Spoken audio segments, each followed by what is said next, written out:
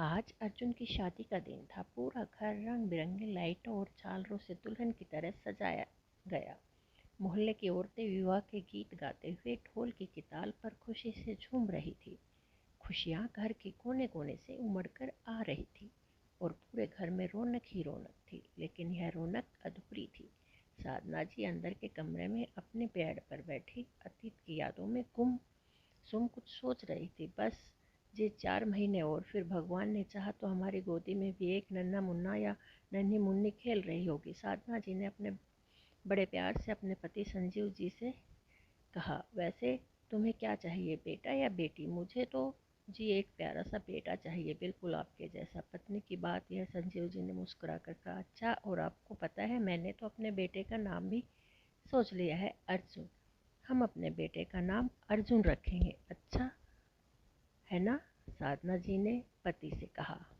संजीव जी को साधना की बात बहुत प्यारी लगी। तुमने अगर बेटी हुई तो साधना जी बोली, तब हम उसका नाम अंजना रखेंगे। संजीव जी ने कहा, चलो ये भी अच्छा है। फिर साधना जी बोली, फिर मैं अपने बेटे अर्जुन के लिए एक प्यारी सी बहू लाऊंगी और उसको घर की राजकुमारी की तरह रखूंगी। मैं बाकी सासों जैसी बिल्कुल भी नहीं बनूंगी।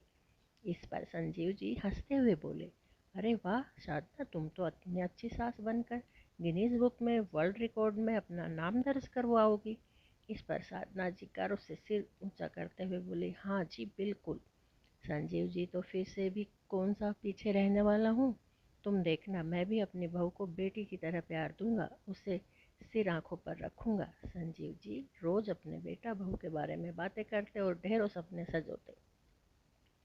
अतीत की यादों में डूबी साधना जी मन ही मन सोचने लगी, हमें क्या क्या सपने सजाए थे अपने बेटे, अपने बहू, अपनी गृहस्थी के लिए। पर क्या पता था कि सपनों का संसार सजने से पहले ही उजड़ जाएगा। आज हमारे बेटे की शादी का दिन आया भी तो साथ नहीं है हम। आपके बिना तो कोई खुशी खुशी जैसी लगती ही नहीं। साधना जी की आंखों में आंसू छलक पड़े। साधना जी को अतीत की यादों का सिलसिला तब टूटा जब अर्जुन उनको आवाज़ देते हुए अंदर आया, माँ मैं आपको पूरे घर में ढूंढ रहा हूँ और आप यहाँ बैठी हैं। फिर जैसे ही अर्जुन के माँ के आंसू देखे तो उसके पास बैठकर उसने कंधे पर हार रखते हुए बोला, माँ आपकी आंखों में आंसू। दोनों माँ बेटे जैसे बिन बोले ही एक दूसरे की भावनाओं को समझ गए और एक दूसरे के गले लगकर रोने लगे। फिर माँ को चुप कराते हुए अर्जुन बोला, माँ पिताजी हमारे साथ न होते हुए भी हमारे साथ हैं, उनका आशीर्वाद हमेशा हमारे साथ है। मैंने तो पिताजी को कभी देखा भी नहीं, फिर भी न जाने क्यों लगता है कि वो यहीं मेरे आसपास है। चलिए माँ, अब आप शांत हो जाइए। जो जहाँ कभी भी हमेशा साथ है हमारे, सब लोग बाहर आपकी प्रतीक्षा कर रहे हैं। चलिए माँ, बाहर चलिए। अर्जुन माँ को संतावना देकर बाहर ले जाता है। साधना जी और संजीव जी की पहली मुलाकात तब हुई थी जब वह अपने कॉलेज ग्रुप के साथ कॉलेज के ही एक प्रोजेक्ट के लिए अनाथालय में गई हुई थी। वहीं संजीव जी भी मौजूद थे, जिनको पार्ट टाइम जॉब और पढ़ाई के साथ साथ सोशल वर्क का काफ़ी रुचि थी। उस दिन वो वहाँ बच्चों से कुछ खाने पीने की चीज़ें और किताबें बांट रहे थे। उस समय वो दोनों कॉलेज के सेकेंड ईयर में थे। उनकी पहली मुलाकात दोस्ती फिर प्यार में कब बदल गई पता ही नहीं चला। देखते ही देखते खुशी से 6 महीने बीत गए और उन दोनों ने पढ़ाई पूरी हो जाने के बाद एक दूसरे से शादी का वादा कर लिया। संजीव जी घर में तो उनके सिवा कोई न था। इधर साधना जी के माता पिता को इस रिश्ते में कोई आपत्ति ना थी, क्योंकि संजीव जी एक वेल एजुकेटेड और वेल मनवंडे व्यक्ति थे। अब उनकी सेल्स मैनेजर की अच्छी जॉब भी लग चुकी थी। संजीव जी का स्वभाव इतना विनम्र, दयालु और बोली में बहुत मिठास घुली हुई थी कि कोई भी उनको देखकर प्रभावित हो जाता था। इसलिए साधना जी के माता पिता को संजीव जी अपनी बेटी के लिए एकदम सुयोग्य लगे। अब पढ़ाई पूरी होने के बाद दोनों की शादी पूरे विधि विधान के साथ संपन्न हुई और दोनों ने अपने सपनों का एक छोटा सा संसार बसाया, जहाँ बस खुशियाँ और प्यार था। संजीव जी की जान बसती थी अपनी पत्नी में और वो छोटी छोटी खुशियों को बड़े ध्यान से रखते थे और छोटी बड़ी सभी इच्छा पूरी करने की भरपूर कोशिश करते थे। साधना जी की पति बहुत ध्यान रखती थी। दोनों पति पत्नी के बीच अत्यधिक प्यार था। खुशी तब दोगुनी हो गई जब पता चला कि साधना जी माँ बनने वाली है। दोनों ने आने वाले नन्हे मेहमान और आने वाले के लिए न जाने कितने सपने सजाए। खुशी खुशी समय यूं ही बीत रहा था कि अचानक एक दिन तूफान आ गया, सब कुछ बहा ले गया। एक ऐसी अनहोनी घटना घटी जिसकी कल्पना संध्या और संजीव ने सपने में भी नहीं की थी। संजीव जी की सेल्स मैनेजर की जॉब के कारण दूसरे शहरों में जाते रहते थे। एक दिन ऐसे ही वो किसी दूसरे शहर में गए हुए थे। शाम का समय था कि रोड क्रॉस करते समय एक तेज स्पीड से आता हुआ एक ट्रक संजीव जी को टक्कर मारकर चला गया। संजीव जी पीड़ा से करहा उठे। वो सड़क पर पड़े तड़फ रहे थे कि देखते ही देखते उनके चारों ओर भीड़ जमा हो गई। उसी भीड़ में किसी भले मानुस ने एम्बुलेंस को फ़ोन कर हॉस्पिटल पहुंचा दिया। ट्रक के टक्कर लग जाने से डॉक्टर को मजबूरन उनकी एक टांग काटनी पड़ी। जब संजीव जी को होश आया तो उनका एक टांग ना पाकर वह पागलों की तरह चिल्ला उठे और तड़प तड़प कर रोने लगे। डॉक्टर्स किसी तरह उनको संभाला और चुप कराया। डॉक्टर के काफ़ी समझाने के बाद उन्होंने खुद को आगे के ट्रीटमेंट के लिए बड़ी ही मुश्किल से मानसिक रूप से तैयार किया। उधर साधना जी संजीव जी की निर्धारित समय के काफ़ी देर बाद न हो जाने पर हड़बड़ा उठी। वो कभी दीवार पर लगी घड़ी समय देखती, कभी बार बार दरवाजे की तरफ देखती। वह बेचैनी की हालत में कभी दरवाजे तक जाती, कभी फिर से अंदर आ जाती। सर्दी के मौसम भी उनका शरीर पसीने में तर हो गया था। जब रात तक संजीव जी घर नहीं लौटे तो उन्होंने उनके ऑफिस फ़ोन करके पता किया, जहां उनको खास जानकारी नहीं मिली। अपने माता पिता के साथ मिलकर साधना जी उनको पागलों की तरह ढूंढने लगी।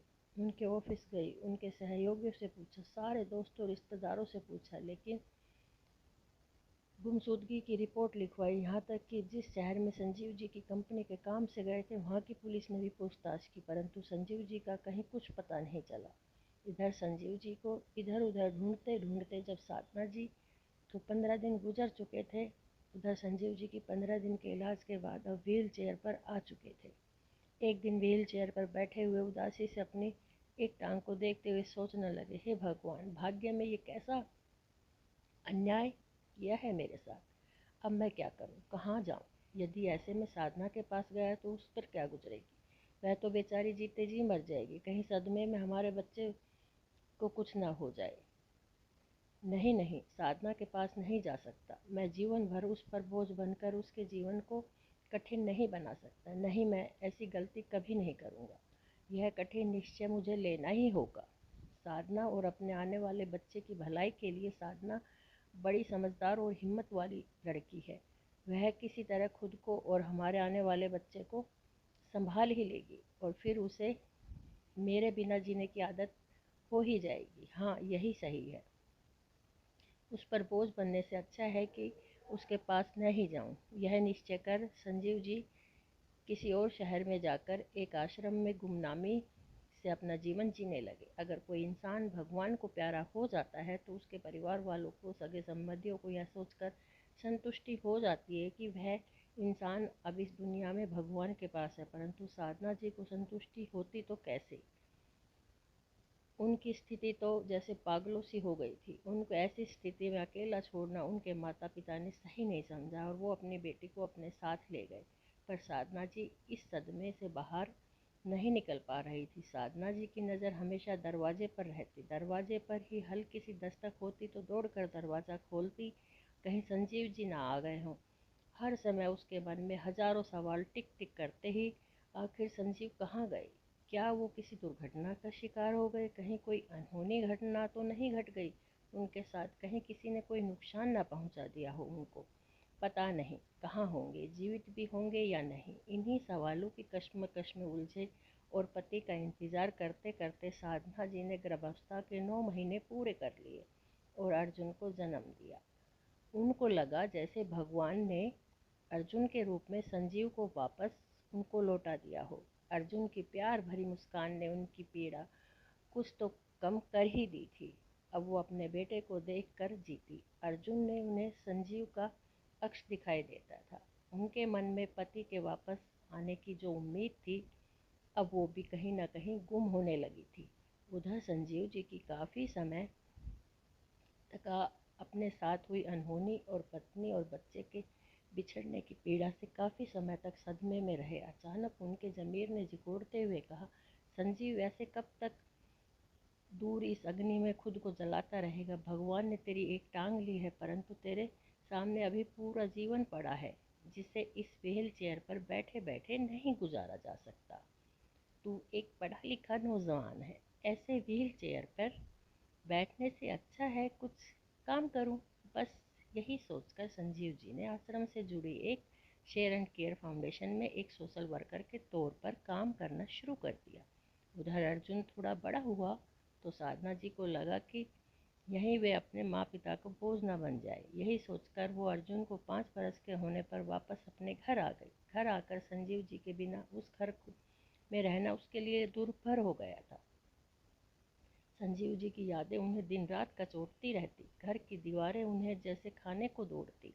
इसलिए वो ये सब बेचकर दूसरे शहर में आ गई। अर्जुन को अच्छी परवरिश करने के लिए एक स्कूल में अध्यापिका के तौर पर पढ़ाने लगी और देखते ही देखते 25 बरस बीत गए।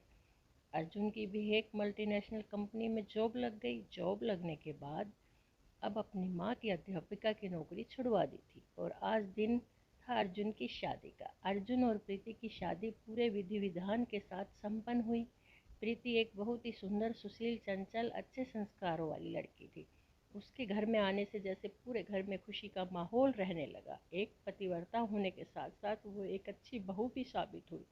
साधना उसी को सास व माँ नहीं, माँ की तरह ही अंदर से सम्मान देती और यह सोचकर ससुर जी को इस दुनिया में नहीं है, कम से कम सास माँ की सेवा करूं तो पुण्य कमा लूं, उनकी खूब सेवा करती। साधना जी भी उसे अपनी बेटी की तरह स्नेह देती। साधना जी की एक आवाज़ पर प्रीति दौड़ी चली आती थी।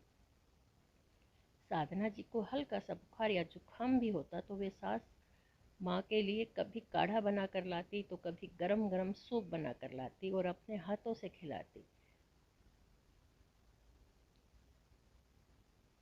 उनका रिश्ता सास बहू जैसा नहीं बल्कि माँ बेटी जैसा था। एक दिन प्रीति बात करते करते साधना जी से बोली, मम्मी जी, घर में हम 3 ही तो लोग हैं, काम भी ज़्यादा नहीं होता, इसलिए मैं पूरा दिन बोर हो जाती हूँ। क्यों ना मैं घर बैठे बैठे ही कुछ काम कर लूँ और जिससे मेरा अच्छा समय व्यतीत हो जाएगा और फिर बोरियत भी नहीं होगी। साधना जी, बेटा ये तो बड़ा अच्छा आइडिया है, अगर तुम कुछ करना चाहती हो तो अच्छी बात है।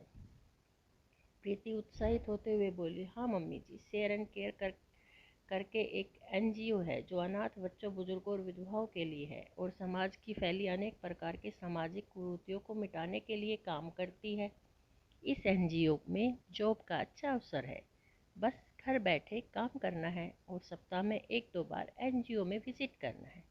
सप्ताह में हमें एक टारगेट दिया जाएगा जिसको हमें अपनी टीम के साथ मिलकर पूरा करना होगा। प्रीति की बात सुनकर साधना जी बोली, जॉब तो अच्छी है, इसी बहाने तुम समाज में अपना भी कुछ योगदान दे पाओगी।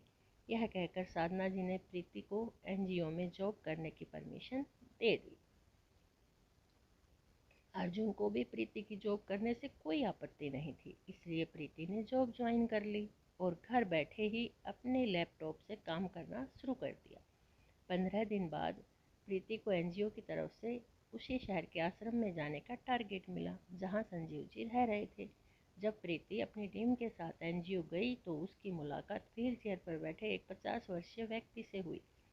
प्रीति के टीम के हेड व्हील चेयर पर बैठे उस व्यक्ति से सबको औपचारिक रूप से मिलाते हुए बताया कि ये संजीव जी हैं जो कि पिछले 25 सालों से हमारे एनजीओ में एक सामाजिक कार्यकर्ता के रूप में काम कर रहे हैं। इन्होंने हमारे एनजीओ और समाज में काफ़ी योगदान दिया है।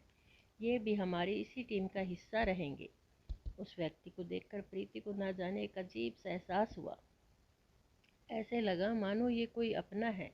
ऐसा लगा मानो उनके पैर छूकर उनका आशीर्वाद ले। ऐसा लगा मानो उस व्यक्ति से उसका कोई पुराना रिश्ता है। प्रीति को समझ नहीं आ रहा था कि मैं क्या करूं। संजीव जी और की ओर खिंची चली जा रही थी, इसलिए थोड़ा औपचारिकता निभाने के प्रीति उनके पास जाकर बैठ गई। दोबारा से उनको प्रणाम किया और उनके पैर छूकर आशीर्वाद लिया। फिर बैठकर उनसे बातें करने लगी। बातों ही बातों में प्रीति ने संजीव जी से कहा, अंकल जी, आप बुरा ना मानो तो एक बात पूछूं? संजीव जी ने कहा, हाँ बेटा पूछो। प्रीति ने संजीव जी की टांग की तरफ इशारा करते हुए पूछा, अंकल जी, ये सब कैसे हुआ? संजीव जी कि प्रीति की बात का उत्तर देते हुए बोला, बेटा यह सब सड़क दुर्घटना में हुआ, बस भगवान को यही मंजूर था। फिर प्रीति ने पूछा, अंकल आपकी फैमिली? संजीव जी ने फिर उत्तर दिया, बेटा मेरी कोई फैमिली नहीं है, इसलिए मैं यहाँ रहकर एक सामाजिक कार्यकर्ता के रूप में सामाजिक कुरीतियों को मिटाने का भरकस प्रयत्न करता हूँ। शायद मैं समाज के लिए, लोगों के लिए कुछ अच्छा कर पाऊँ। मैं अपने देश के लिए कुछ करना चाहता हूँ ताकि देश और समाज के लिए अपना योगदान दे सकूं, सुकून से इस दुनिया से जाऊं। इस पर प्रीति बोली, अंकल जी मुझे भी आपकी तरह सब करने का बड़ा ही शौक है। मैं अपने कॉलेज की एक छोटी सी एनजीओ की टीम का भी हिस्सा रह चुकी हूँ। प्रीति को उनसे बातें करके एक अजीब सा अपनापन और दिल को सुकून सा मिला, और संजीव जी को प्रीति से बात करके ऐसा ही एहसास हुआ जैसे प्रीति को हुआ। फिर वो प्रीति पर जब भी एनजीओ का विजिट करती, संजीव जी और प्रीति जी साथ में बैठकर ढेर सारी बातें करते और खूब हंसी मजाक करते। देखते ही देखते उन दोनों के बीच एक प्यारा सा रिश्ता बन चुका था, जिससे वो दोनों महसूस कर सकते थे। एक दिन प्रीति ने संजीव जी से कहा, अंकल नेक्स्ट टाइम आऊँगी तो मैं आपके लिए बढ़िया सा घर का बना हुआ खाना लाऊंगी। मेरी सासू माँ एक मज़ेदार खाना बनाती है। प्रीति की बात सुनकर संजीव जी मुस्कुराते हुए बोले, अच्छा ऐसा है तो फिर हम जरूर खाएंगे। अगली बार प्रीति अपनी सास के हाथ के बने आलू के पराठे और मटर पनीर की सब्जी पैक करके संजीव जी के लिए लेकर गई और डब्बा खोलते हुए बोली, लीजिए अंकल, मैं आपके लिए आलू के पराठे और मटर पनीर की सब्जी लेकर आई हूँ। डब्बा खुलते ही संजीव जी ने एक जानी पहचानी खुशबू महसूस की। फिर प्रीति ने उनकी थाली में खाना परोस दिया। दोनों हाथ साथ में बैठकर खाना खाने लगे। संजीव जी ने जैसे ही मुंह में पहला निवाला रखा तो वह एक जाना पहचाना सा स्वाद उनके मुंह में अमृत की तरह घुल गया, और न जाने क्यों आंसू के कुछ मोती उनके पलकों के मुंडेर तक आ गए। वो एक निवाला खाए जा रहे थे और एक अजीब एहसास के बारे में सोचे जा रहे थे। वो खाना खाने के बाद प्रीति संजीव जी से पूछा, तो कहिए अंकल कैसा लगा आपको मेरी सासू माँ के हाथ का खाना? संजीव जी अपने एहसासों के शब्द को बयान न कर पाए, बस कहा, खाना सच में ही बड़ा स्वादिष्ट था। खाना खाकर मज़ा आ गया। प्रीति के जाने के बाद वो स्वाद न जाने कब तक संजीव जी के मुंह में घुला रहा, और वो इस स्वाद के बारे में सोचते रहे कि ऐसा ही कुछ स्वाद तो मेरी साधना के हाथों में था। फिर उन्होंने अपनी इस सोच को ख़त्म किया और काम में व्यस्त हो गए।